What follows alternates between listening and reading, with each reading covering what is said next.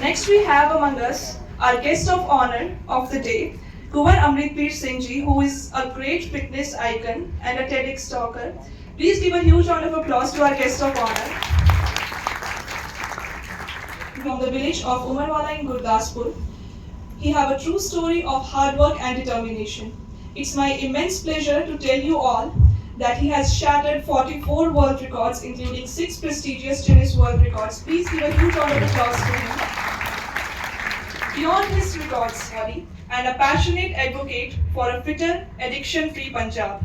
Today, he stands before us not just as a record holder, but as a living example that greatness isn't about where you start, it's about where you are determined to go. Please join me in welcoming him, the push-up man of Punjab, on the stage. Sir, the stage is all yours.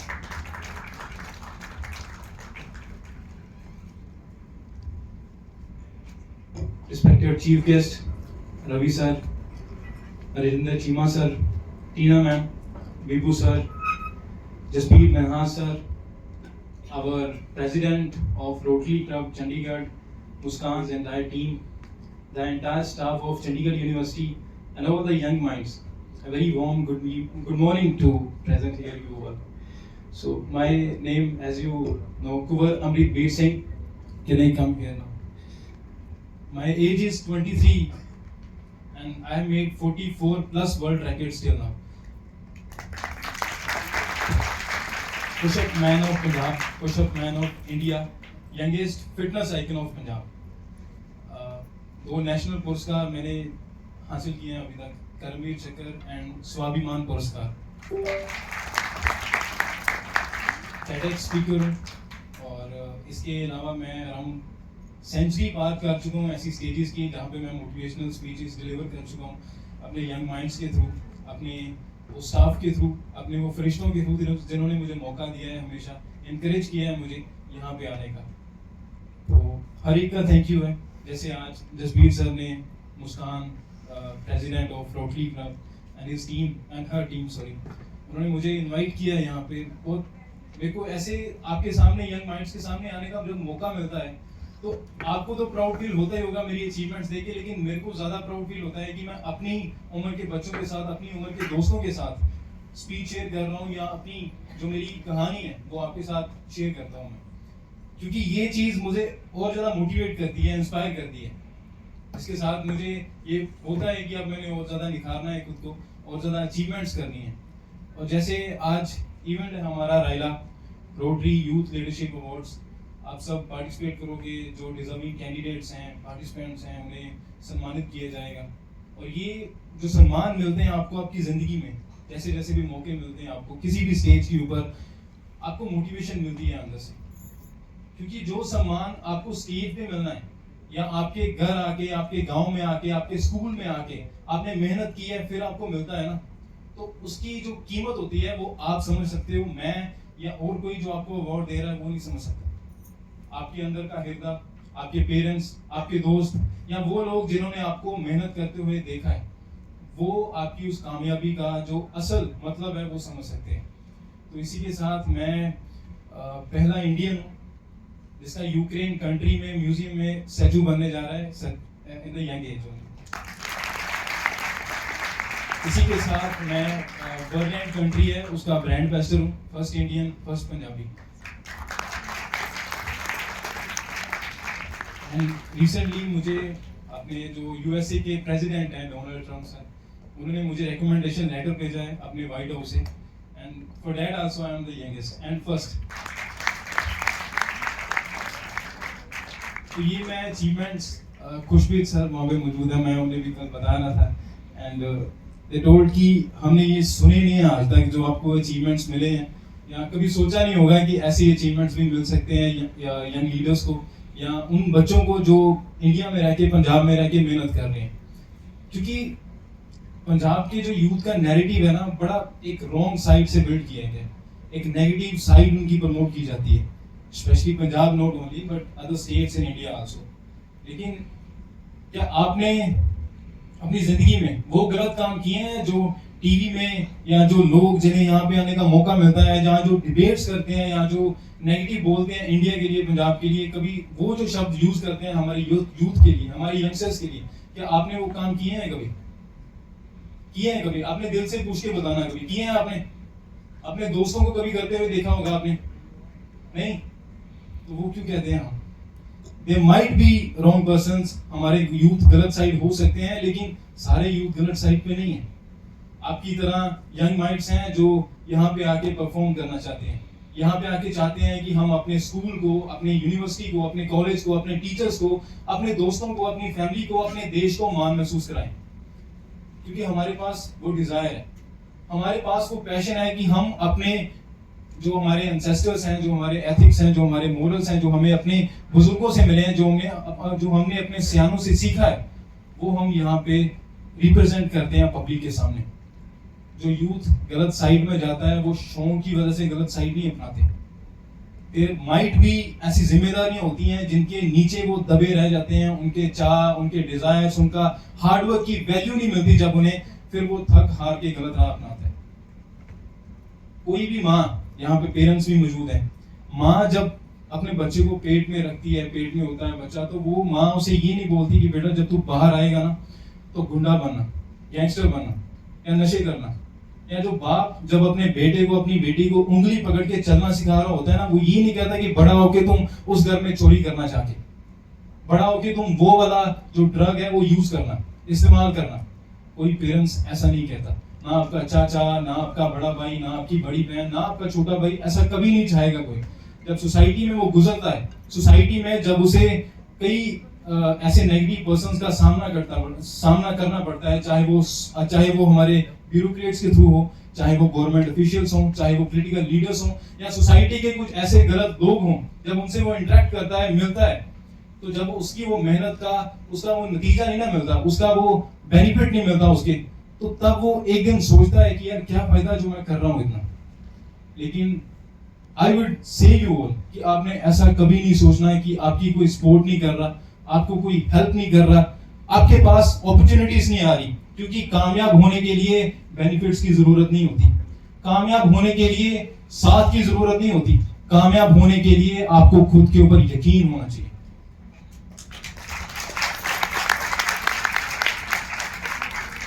क्योंकि शुरू करने के लिए ना महान नहीं बनना पड़ता, लेकिन महान बनने के लिए शुरू करना पड़ता है। तो शुरू आप जिस भी एज में करो, जिस भी सिचुएशन में करो, लेकिन शुरू करो। दुनिया, आपके दोस्त, आपके पेरेंट्स, आपके टीचर्स, आपका पूरा नेशन आपकी वेट कर रहा है। क्योंकि जब हम अपने सियानों से, अपने टीचर से, अपने बुजुर्गों से, कोई भी उस व्यक्ति से सुनते हैं जो यहाँ पे बोल रहा होता है ना, ये बोल रही होती है, वो कहते हैं कि यंगस्टर्स के हाथ में हमारे देश का भविष्य है, फ्यूचर है आपके हाथ में। लेकिन मैं कहूंगा आपसे पहले, आपके मेहनत करने से पहले, ये जो टीचर्स यहाँ पे मौजूद है ना, जिन्होंने अपनी जिंदगी हमारी उम्र से निकल के आए हैं, उनके हाथ में आपका फ्यूचर है। क्योंकि हमारे सियानों ने एक बात बोली है कि 3 चीजें हमेशा सोच समझ के उठाओ, कसम, कलम और कदम, और ये तीनों चीजें इनके पास हैं, कसम भी, कलम भी और कदम भी। आपके टीचर्स के पास हैं, आपके पेरेंट्स के पास हैं, क्योंकि वो आपको सिखाते हैं कि कसम, चाहे आप फ्रेंडशिप में लेते हो, रिलेशनशिप में लेते हो, अपने काम में लेते हो, जिस भी चीज में लेते हो, कसम कोई छोटी चीज नहीं होती कि मैं तुम्हारी कसम खाता हूँ, मैं कसम देता हूँ तुम्हें कि मैं आज के बाद गलत काम नहीं करूंगा, या मैं मन के दिखाऊंगा, या मैं सक्सेसफुल होऊंगा। वो कसम जब आप देते हो ना किसी को, इट डजंट मीन कि वो बस आपने बोल दिया, इट्स अ कमिटमेंट जो आप उनसे पहले खुद से करते हो। आप अपने अंदर सोचते हो, और कई बार आप सोचते भी नहीं हो, क्योंकि भगवान चाहता है कि आप वो लाइन बोलो, क्योंकि आपके अंदर भगवान चाहता है कि आप वो मैनिफेस्ट करो, क्योंकि आप यहाँ पे आओगे या इससे भी बड़ी स्टेज पे आओगे। तो ये चीजें जो नॉर्मल चीजें होती हैं, जैसे आपने शब्द सुने हैं, hard work, struggle, patience, value, respect, love, ये सारी चीजें ना बड़े छोटे छोटे वर्ड होते हैं। आई थिंक 5-6 वर्ड्स में ये अल्फाबेट्स में ये वर्ड कंप्लीट हो जाते हैं, हार्डली 8 होंगे, 9 होंगे अल्फाबेट्स, लेकिन इन सारे वर्ड्स के साथ पूरा यूनिवर्स कनेक्टेड है। हार्डवर्क, इसके ऊपर आप पूरी बायोपिक बना सकते हो, कई किताबें बना सकते हो। हार्डवर्क कैसे करनी है, हर एक तरह के हार्डवर्क, टाइप्स ऑफ हार्डवर्क होता है, पेशेंस, उसमें भी टाइप्स होते हैं। आप किस चीज़ में पेशेंस लगा रहे हो, किस चीज़ का आपको धीरज है, आप धीरज लगा रहे हो, आप वेट कर रहे हो अपने समय का, किस चीज़ को लेके कर रहे हो। बड़ी चीज़ें होती हैं जो इंटरलिंक्ड होती हैं इन चीज़ों से। और जो मैं आपको 6 क्वालिटीज़ बताऊंगा जो मुझे लगता है कि हाँ मैं भी फॉलो कर रहा हूँ, आप भी ज़रूर फॉलो करना है, क्योंकि मुझे पता है कि जिस एज में मैं हूँ या आप हो अभी, उस एज में मैं भी यही सोचता था जब यहाँ पे चीफ गेस्ट आते थे या यहाँ पे स्पेशल गेस्ट आते थे। मुझे मूवीज़ देखने का बड़ा शौक है, सिनेमा बहुत लव करता हूँ मैं सिनेमा को, और मैं खुद भी as an action hero Punjabi फिल्मों में लॉन्च हो चुका हूँ। मेरा पहला प्रोजेक्ट शीशा था, जो एक बायोपिक थी अंगद वीर प्रताप सिंह जी की, तो उनका रोल मैंने प्ले किया है and he was an handicapped player. और क्यों हैंडीकैप्ड बनते हैं, कैसी उनकी स्टोरी थी, वो सभी स्टोरी उसमें दिखाई, आप ज़रूर देखना। और उसके बाद अभी सेकंड प्रोजेक्ट आ रहा है, लेकिन मैं पहले प्रमोशन करने नहीं आया, मैं आपको मोटिवेट करने आया हूँ, क्योंकि मैं मोटिवेट होता हूँ आपको देख के। और जब मेरे को मौके देते हैं ऐसे टीचर्स, ऐसे फरिश्ते जब मेरी ज़िंदगी में मिलते हैं मुझे, तो मैं जो वर्ड्स आपको बताऊंगा, जो क्वालिटीज़ आपको बताऊंगा, वो आपके हर किसी में हैं। आपके पेरेंट्स ने डाली होंगी, या आपको जेनेटिक्स में मिली है, या आप समाज में देख के सीखते हो, या मूवीज के थ्रू सीखते हो, या जहाँ पे जो बोल रहे हैं, जो डिग्निटी हमारे जो गेस्ट आते हैं, हमारे जो डिग्निटरीज आते हैं, हमारे जो चीफ गेस्ट आते हैं, उनसे आप सुनते हो तो आपको अंदाजा हो जाता है कि हाँ ये चीज़ें होती हैं जो सक्सेसफुल बनाती हैं हमें। पहली चीज़ है डिज़ायर, इच्छा। हार्डवर्क करने से पहले, शुरुआत करने से पहले आपके अंदर इच्छा होनी चाहिए किसी चीज़ को पाने की, कि हाँ मैंने उस चीज़ को पाना है, इच्छा है मेरे अंदर, सोचा है मैंने कि हाँ भी उस चीज़ को मैं हासिल करूंगा, कैसे भी करूंगा। आई डोंट नो, मुश्किलें आएंगी, प्रॉब्लम फेस करनी पड़ेगी, मुझे लोग धक्का देंगे, मुझे लोग नीचे निकालेंगे, मुझे लोग खींचेंगे पीछे कि नहीं हमें तेरे को आगे नहीं जाने देना, क्योंकि हम पहले उस पोजीशन पे हैं, या हम नहीं चाहते कि तू हमसे आगे जाए। ऐसे होती हैं चीज़ें समाज में, ये चीज़ हम देखते हैं, अपने साथ भी रिलेट करते हैं, जब किसी के साथ हो रही होती है तो भी हम रिलेट करते हैं। सबसे पहले इच्छा होनी चाहिए कि जो कुछ मर्जी हो जाए, जैसा कुछ मर्जी हो जाए, लेकिन मैं हार नहीं मानूंगा, मैं उसे पा के हटूंगा। सेकंड थिंग है कमिटमेंट। मैं एक एग्जांपल शेयर करूंगा। जसबीर सर और मैं वॉक करने जा रहे थे, जस्ट एन एग्जांपल सर, और मैं एग्जांपल हूँ, ये सच में नहीं है। मैं और जसबीर सर वॉक करने जा रहे हैं। मैंने जसबीर सर से पूछा, सर कामयाब होने के लिए क्या चीज जरूरी होती है? सर कहते हैं इसका जवाब तू खुद देगा। मैंने बोला वो कैसे, मैं तो क्वेश्चन आपसे पूछ रहा हूँ, मैं कैसे जवाब जानता हूँ? अगर मेरे को पता होता तो मैं पूछता ना आपसे। कहते पता लग जाएगा तेरे को। हम वॉक करते करते स्विमिंग पूल में आ गए। स्विमिंग पूल में आपको पता है कि पहले वो 3 फीट का होता है, 4 फीट का, वो धीरे धीरे करके काफी डीप होता है, 9 फीट तक चला जाता है, 10 फीट तक चला जाता है। तो जब हम चलते चलते पानी मेरे गर्दन तक आ गया, तो सर ने 9 फीट पे जाके ना, तब मैं थोड़ा कमजोर था, तब मैं थोड़ा वीक था, इतना स्ट्रॉन्ग नहीं था, तो सर ने मेरी नेक पकड़ के मेरे को पानी में धकेल दिया, पानी में डुबाने की कोशिश की, और डुबा ही दिया था। तो मैं उधर काफी कोशिश कर रहा हूँ बाहर निकलने की, हाथ पैर मार रहा हूँ, लेकिन सर स्ट्रॉन्ग थे, सर ने मेरे को दबा के रखा अंदर पानी में। मैं कोशिश कर रहा हूँ कि मेरे को सांस मिले, मेरे को ऑक्सीजन चाहिए, मेरे को I would die at that situation. कोई भी होगा तो ऐसे ही करेगा ना, कोशिश करेंगे, हम लड़ेंगे खुद से। तो जब मेरा बेहोशी की हालत में हो गया, सर ने मेरे को बाहर निकाला, तो सबसे पहले मैंने सांस ली, ऑक्सीजन ली, क्योंकि मेरे को उस टाइम पे वो चीज़ की ज़रूरत थी। तो सर ने बोला है कि तू जब पानी में था, जब मैंने तुझे पानी में रखा, तो किस चीज़ की ज़रूरत थी? सर ऑक्सीजन, ऑब्वियसली ऑक्सीजन की ज़रूरत थी, सांस की ज़रूरत थी, मुझे सांस नहीं मिल रही थी उधर। तो सर ने बोला यही कमिटमेंट तुझे अपने साथ करनी है, कि जो भी चीज़ तुझे चाहिए, तुझे लगती है कि ये चीज़ मुझे सक्सेसफुल होने के कामयाब कर सकती है, मेरे को अपनी ज़िंदगी में, मेरे को सक्सेसफुल पर्सन बनने में और नज़दीक लेके जा सकती है, उस चीज़ को लेके कमिटमेंट कर ले कि मैंने उस चीज़ को हासिल करना है, कैसे भी करना है, करूँगा। लेकिन मैं कितनी भी मुश्किलें हो, कितनी भी मेरे को प्रॉब्लम फेस करनी पड़े, लेकिन आई विल, और आई प्रॉमिस यू, मैं जैसे आपको प्राउड फील हो रहा है ना इतनी अचीवमेंट्स के लिए, मैं सेंचुरी क्रॉस करूँगा वर्ल्ड रिकॉर्ड्स में, आई प्रॉमिस यू दिस। इसके अलावा और भी अचीवमेंट करूँगा। थर्ड थिंग है रिस्पॉन्सिबिलिटी। जब आप हार्डवर्क करते हो किसी चीज़ को लेके, आपने सोचा है कि मैंने कामयाब होना है। आज मीडिया का ज़माना है, सोशल मीडिया का, और जो सोशल मीडिया है वो इंटरनल और इंडिपेंडेंट धनुष है आपके पास। जिसके सहारे आप किसी के ऊपर भी ताना लगा सकते हो, निशाना लगा सकते हो। आप ये सोच सकते हो कि मैंने उसके थ्रू अपने टैलेंट को रिप्रेजेंट करना है, क्योंकि पहले होता था कि आज भी है कि रियलिटी शोज में जाके हमें रिप्रेजेंट करना पड़ता है, चाहे वो सिंगिंग कंपटीशन होते हैं, डांसिंग कंपटीशन होते हैं। लेकिन आज जमाना आपके हाथों में है, आपके फोन में है। आप फोन उठाते हैं, वीडियो बनाते हैं, रील अपलोड कर देते हैं, रील्स देखते हैं हम सभी, शॉर्ट रील्स होती हैं, लॉन्ग रील्स होती हैं, सभी आप व्लॉग्स के थ्रू या अपने एक क्या कहते हैं उसे, ट्रांजेक्शन रील्स है ना, उस वो रील्स बनाते हो आप सभी, तो उसके थ्रू आप अपना टैलेंट शो अप करते हो। लेकिन उससे पहले जरूरी होता है रिस्पॉन्सिबल होना। आप एक सक्सेसफुल पर्सन बनने से पहले सिटीजन होते हो इस नेशन के, इस अपनी स्टेट के, या जहां पे भी आप रह रहे हो। तो आपको ये रिस्पॉन्सिबिलिटी होनी चाहिए आपके पास कि आप दिखा क्या रहे हो पब्लिक को, आप क्या शो अप कर रहे हो पब्लिक को। क्योंकि जो आपको देखेगा या देखेगी, चाहे वो छोटा बच्चा है या बड़े हैं या अडल्ट एज में है, वो आपको देख के इन्फ्लुएंस होंगे। And it's totally true. आप भी, मैं भी, किसी न किसी देख को हम जरूर इन्फ्लुएंस होते हैं। वही वो आप कभी ना कभी इन्फ्लुएंस, चाहे वो मूवीज में हीरोज को देख के, विलन्स को देख के, हीरोइंस को देख के, या साइड कैरेक्टर्स को देख के, या अपनी सोसाइटी में लोगों को देख के, या अपने पापा को देख के जब वो मेहनत कर रहे हैं, अपने टीचर को देख के, या जो यहाँ पे व्यक्ति बोल रहा है या बोल रही है उसको देख के आप इन्फ्लुएंस होते हो कि यार I will become like this. कोशिश करते हो, आप सोचते हो अपने माइंड में। तो वैसे ही जो आप दिखा रहे हो पब्लिक को, चाहे मोबाइल्स के थ्रू, मीडिया के थ्रू या रियल लाइफ के थ्रू, आपका इन्फ्लुएंस उनके ऊपर पड़ता है जो भी आप कर रहे हो। तो कुछ भी करने से पहले रिस्पॉन्सिबल होना बहुत जरूरी है आपकी लाइफ में। आप रिस्पॉन्सिबल बनोगे तो ऑब्वियसली जो आने वाली पीढ़ी है, जो हमारी आने वाली जनरेशन है, वो आपको देख के मोटिवेट होगी अच्छे काम के लिए। अगर आप उन्हें अच्छा चीजें दिखा रहे हो, अगर गलत दिखा रहे हो तो ऑब्वियसली वो गलत इन्फ्लुएंस होंगे। क्योंकि बच्चे का जो माइंड होता है, जब वो यंग एज में होता है, टीन एज में होता है, तो वो कहते हैं हमारे सियाने की वो खाली किताब की तरह होता है। आप उसके ऊपर जो भी भरोगे वो उसी के अकॉर्डिंग अपनी लाइफ में काम करेगा।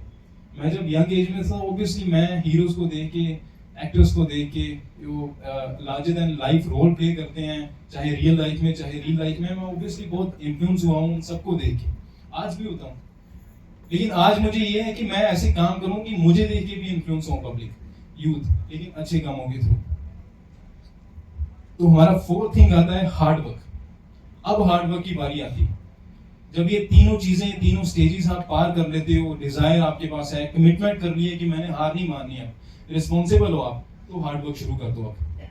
हार्ड वर्क हर कोई करता है, चाहे टीचर है, चाहे लेबरर है, चाहे कोई पॉलिटिशियन है, चाहे वो आर्टिस्ट है, चाहे वो किसी भी फील्ड में है, लेकिन हार्ड वर्क हर कोई करता है। लेकिन हार्ड वर्क ऐसा करो कि उसके साथ साथ आपको स्मार्ट वर्क करना पड़े। और स्मार्ट वर्क ऐसा नहीं है कि हार्ड वर्क के सामने रखो, स्मार्ट वर्क को अपने हार्ड वर्क, अपनी अचीवमेंट्स के पीछे रखो, जो उसे पीछे से पुश करे। स्मार्ट वर्क अगर आपके हार्ड वर्क के सामने होगा तो आप एरोगेंस होंगे, आपके अंदर ईगो आएगी, पब्लिक आपको नेगेटिव इमेज के थ्रू पोर्ट्रे करोगे आप पब्लिक के सामने, पब्लिक आपको समझेगी यार ये नेगेटिव है बंदा, ये ओवर कर रहे हैं, या ये थोड़ा लाइक एरोगेंस है, इसमें एटीट्यूड है ज्यादा, जो हमारा जेन जी का जो बड़ा होता है कॉमन ये चीजें। तो स्मार्ट वर्क आपका आपकी अचीवमेंट्स के पीछे होना चाहिए, आपके हार्ड वर्क के पीछे होना चाहिए, जो आपको हम्बल रखे, जो आपको कॉन्फिडेंट रखे, आपको एरोगेंस ना रखे, आपके अंदर वो एटीट्यूड ना लेके आए। तो ऐसा स्मार्ट वर्क अपनाओ अपनी जिंदगी में हार्ड वर्क के साथ। हार्ड वर्क सब कर रहे हैं हम, लेकिन स्मार्ट वर्क जब हम करते हैं तो हमें पता लग जाता है कि यार वो स्मार्ट वर्क कर रहा है, वो पैसे अपनी जेब में ज्यादा लेके आ रहा है, कैसे लेके आ रहा है वी ऑल नो। हम ऑब्वियसली वो जमाना पुराना था जब हमें पता नहीं लगता था, लेकिन अब पॉलिटिशियंस गलती करते हैं, ना भी गलती करें तो हमें पता लग जाता है कि कब गलती करेगा। तो मैं पॉलिटिशियंस को इसलिए कहता हूँ क्योंकि ऑब्वियसली उनका फर्ज है, उनके पास हमारे कॉन्स्टिट्यूशंस के जो पिलर्स हैं उनके हाथ में होता है, चाहे वो लेजिस्लेचर है, जुडिशरी है, एग्जीक्यूटिव है, या हमारा जो मीडिया है, वो ऑब्वियसली वो साइड में होता है, लेकिन कई बार वो भी उनके अंदर ही इन्वॉल्व होता है। तो यूथ जो आज गलत साइड में जा रहा है, यूथ जो आज डीमोटिवेट फील करता है, ऑब्वियसली कहीं ना कहीं रीजंस गवर्नमेंट प्ले करती है, वहां पे गवर्नमेंट के लीडर्स प्ले करते हैं। क्योंकि गवर्नमेंट का वो असूल है, गवर्नमेंट का वो फर्ज है कि उन्हें बनता हक मिले। I will ask you some questions. आप केडी यादव को जानते हो?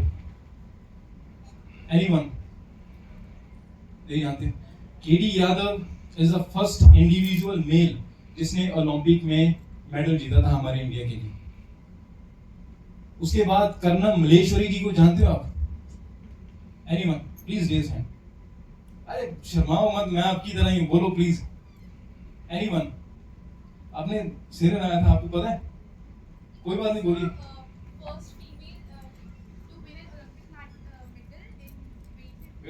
Yes yes, please please clap for him. तो कर्नल मलेश्वरी जी, जैसे हमारी छोटी बहन ने बताया कि वो पहले इंडियन है वुमन कैटेगरी में जिन्होंने वेट लिफ्टिंग में सिल्वर मेडल जीता था। लेकिन हम ऐसी पर्सनैलिटीज को नहीं जानते। कमल जीत कौर संधू जिन्होंने एशियन गेम्स में फर्स्ट लेडी हैं जिन्होंने गोल्ड मेडल जीता था, लेकिन वी डोंट नो। ये कसूर हमारा नहीं है, ये कसूर गवर्नमेंट लीडर्स का है। मक्खन सिंह जी, मिल्खा सिंह जी को हराने वाले पहले इंडिविजुअल एथलीट जिन्होंने मिल्खा सिंह जी को हराया। मिल्खा सिंह जी को हम सभी जानते हैं, लेकिन मक्खन सिंह जी को हम नहीं जानते। ऐसी लाखों हजारों पर्सनैलिटीज हैं जो आज गुमनाम हो चुकी हैं, जो अंडररेटेड हैं, लेकिन उन्होंने अपनी जिंदगी में, अपने जीवन में संघर्ष किया है और आज भी कर रहे हैं। और वो जो मेहनत करते हैं ना, वो स्टोरी सिर्फ उनके मेडलों की नहीं होती। वो जो ट्रॉफीज लेके आते हैं, जो ग्लोरी लेके आते हैं हमारे नेशन के लिए, सिर्फ उनकी स्टोरी नहीं होती।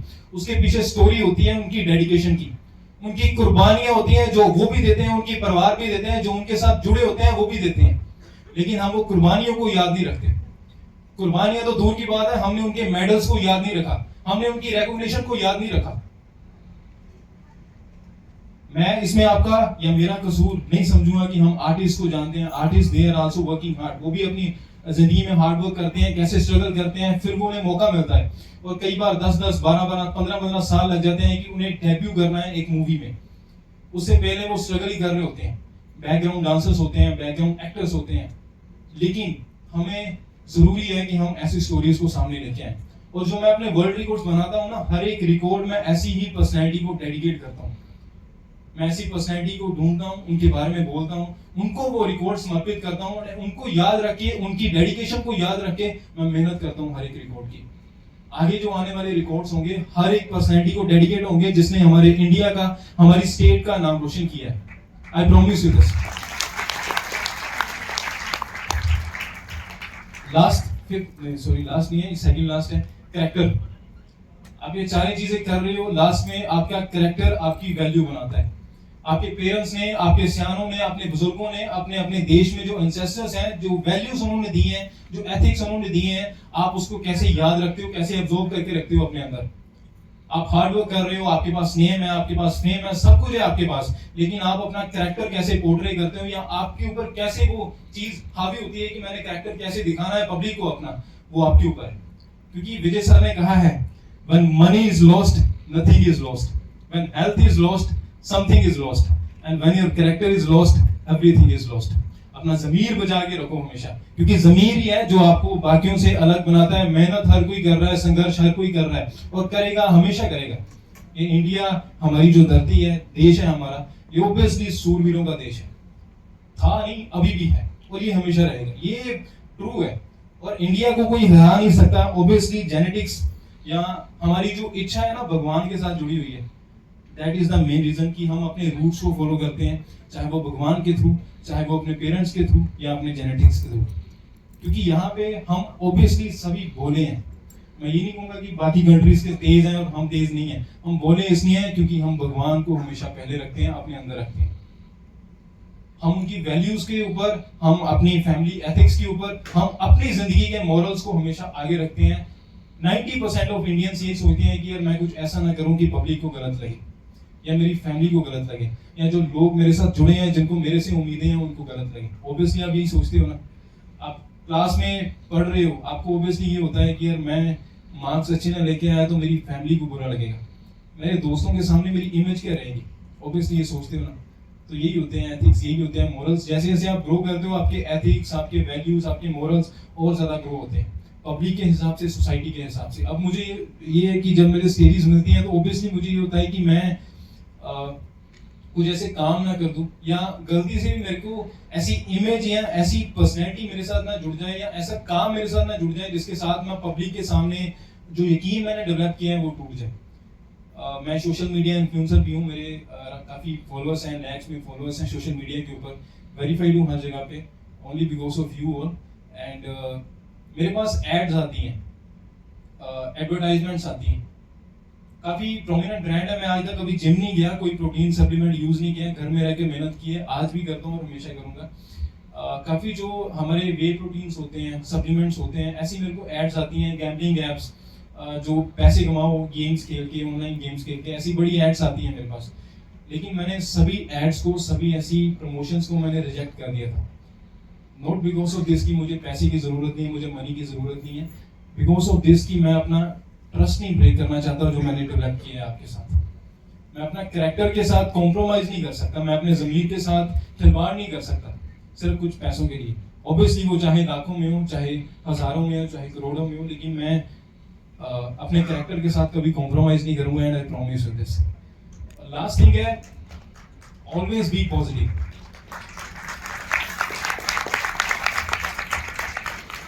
लास्ट थिंग है, always be positive.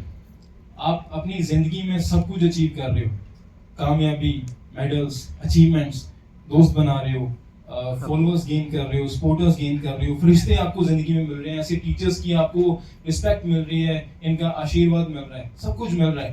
Last thing है, ऑलवेज बी पॉजिटिव, क्योंकि पॉजिटिव देख के ही आप यहाँ तक पहुंचे हो। पब्लिक आपको पॉजिटिव देखती है या पॉजिटिव बनते आए हो, तभी पब्लिक आपको देख रही है आज, तभी पब्लिक आपसे चाहत करती है, तभी पब्लिक आपसे कनेक्ट करती है कि यार वो बंदा पॉजिटिव है, वो लड़की पॉजिटिव है।